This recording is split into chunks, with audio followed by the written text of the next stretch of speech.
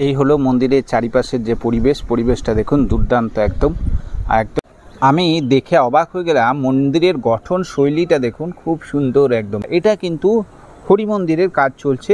আর দেখুন দু সাইডে এত সুন্দরভাবে দুপাশে সিঁড়ি করা হয়েছে।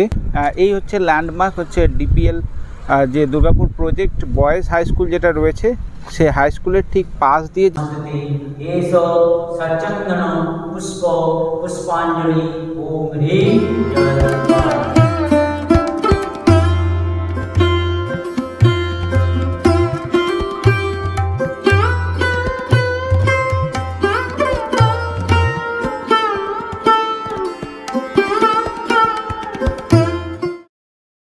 আমার পিছনেই দেখতে পাচ্ছেন দুর্গাপুরের আরও একটা প্রাচীন শিব মন্দির। আমরা সকলেই জানি এটা আমাদের সবথেকে প্রাচীন কেদারনাথ মন্দির, দুর্গাপুরের কেদারনাথ মন্দিরে আজকে আমি চলে এসেছি। তো আজকের এই ভিডিও পর্বে আমি আপনাদের এই কেদারনাথ মন্দির সংক্রান্ত সমস্ত খুঁটিনাটি তথ্য আমি আপনাদের দেওয়ার চেষ্টা করব। যদিও এর আগে অনেক ভিডিও আপনারা এই কেদারনাথ মন্দির রিলেটেড দেখেছেন, তো আমি এইদিকে কাজের সূত্রে যাচ্ছিলাম, তো মহাদেবের দর্শন করবার জন্য একবার চলে এলাম আর খুব ভালো লাগলো। আপনাদেরকে পুরো জায়গাটাই ঘুরে দেখাবো। তো চলুন আজকের পর্বটা এখান থেকে শুরু করি। যারা চ্যানেলে নতুন এসেছেন তাদেরকে আমি আমার পরিচয়টা জানিয়ে দিই। আমি সুমন সরকার, আর আপনারা দেখছেন আমার চ্যানেল অদ্রিজা এক্সক্লুসিভ। তো চলুন আর বেশি কথা বলবো না, আস্তে আস্তে মন্দিরটা পুরোটাই আপনাদেরকে ঘুরিয়ে দেখায়। এই হলো মন্দিরের চারিপাশের যে পরিবেশটা দেখুন দুর্দান্ত একদম একদম। ঠিক কেদারনাথের আদলেই কিন্তু এই মন্দির। অনেক আগেই আপনারা হয়তো অনেক ভিডিওতেই দেখেছেন। তো আজকে সেই ছোট্ট প্রয়াস আপনাদের সামনে তুলে ধরব। আজকে আমাদের এই দুর্গাপুরের বিখ্যাত সবথেকে প্রাচীন কেদারনাথ মন্দির, অর্থাৎ মহাদেবের যে মন্দির, শিবের যে মন্দির, সে মন্দির আজকে আপনারা একদম আমার সঙ্গে আজকে ঘুরে দেখবেন।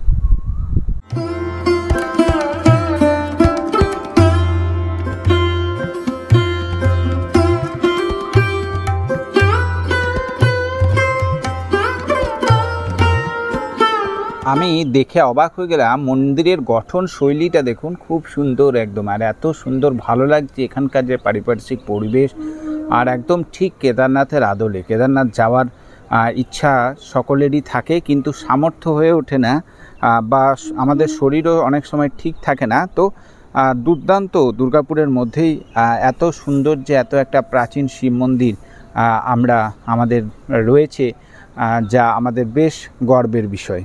খুব ভালো লাগছে।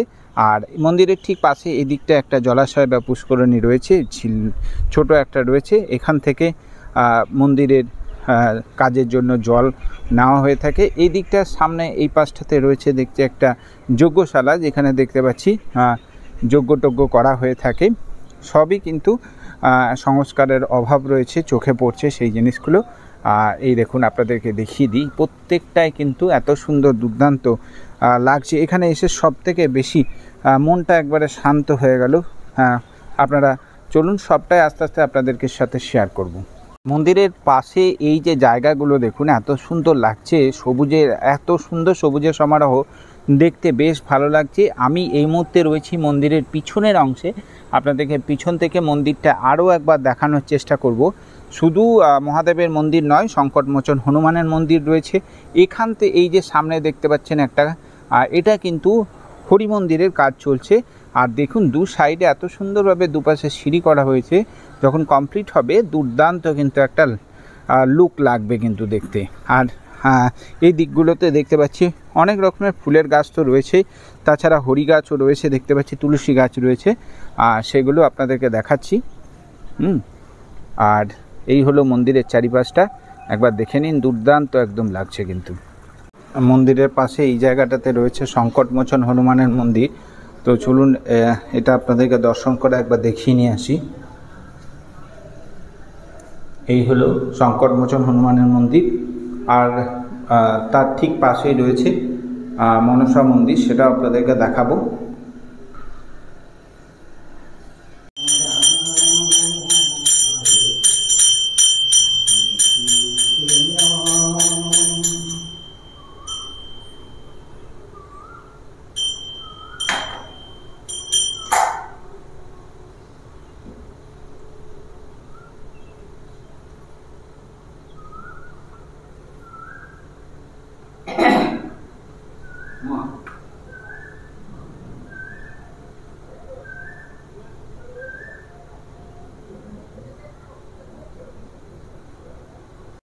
তো চলুন এবারে মন্দিরের যে প্রধান পুরোহিত মশাই রয়েছে তার কাছ থেকে এই মন্দির সম্পর্কে, মানে মন্দিরের খোলা বন্ধের সময়সীমা থেকে শুরু করে টুকিটাকি এই মন্দির সম্পর্কে বেশ কিছু কথা তার মুখ থেকে আমরা শুনে নেব। চলুন।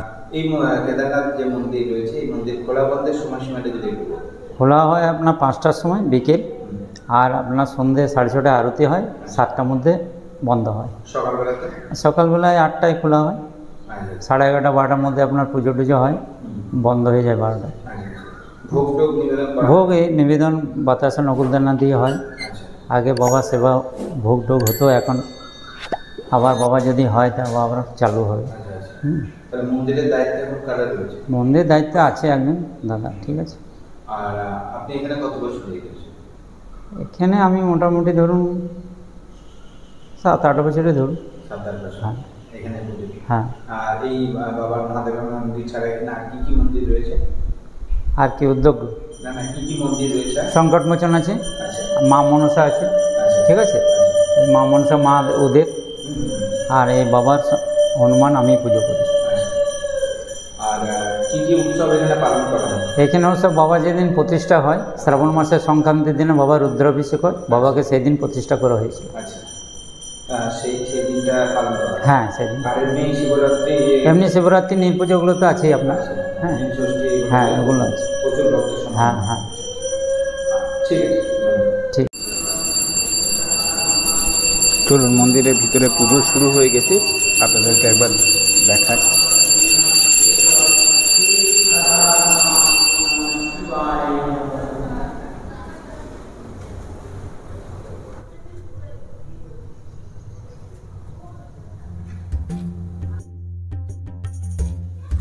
কেদারনাথ মন্দিরের আদলে তৈরি এই মন্দিরটি স্থানীয় মানুষদের কাছে হর হর মহাদেব মন্দির নামেই খ্যাত।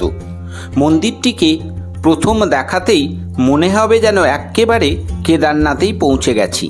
শুধু চারিদিকে নেই শ্বেত শুভ্র বরফ, কিন্তু তার জায়গায় রয়েছে প্রচুর সবুজ গাছের সমাহার। মন্দিরটির সৌন্দর্য এতখানি, কিন্তু দুঃখের বিষয় অনেকেই এখনও হয়তো এই মন্দিরটার ব্যাপারে তেমন করে চিনে উঠতে পারেনি। চারিদিকে শান্ত নিরিবিলির মধ্যে বেশ কিছুটা সময় একান্তে কাটিয়ে দিয়ে আসতেই পারেন, দেখবেন বেশ ভালো লাগবে এখানে। মহাদেবের মন্দির ছাড়াও এখানে রয়েছে বজরংবলীর মন্দির, রয়েছে মা মনসার মন্দির। খুব সুন্দর এই মন্দির চত্বরটি, বিশাল বড় পরিসর নিয়ে তৈরি। প্রায় 50 বছর আগে এখানে মা মনসার পুজো শুরু হয়। মন্দির উদ্বোধনের সময় এখানে এসেছিল অনেক নাগা সন্ন্যাসীরা, হয়েছিল বিশাল যজ্ঞ। খুব ধুমধামের সাথে উদ্বোধন করা হয়েছিল এই কেদারনাথ মন্দির। সময় পেলে একদিন অবশ্যই ঘুরে আসতে পারেন এই মন্দিরটি।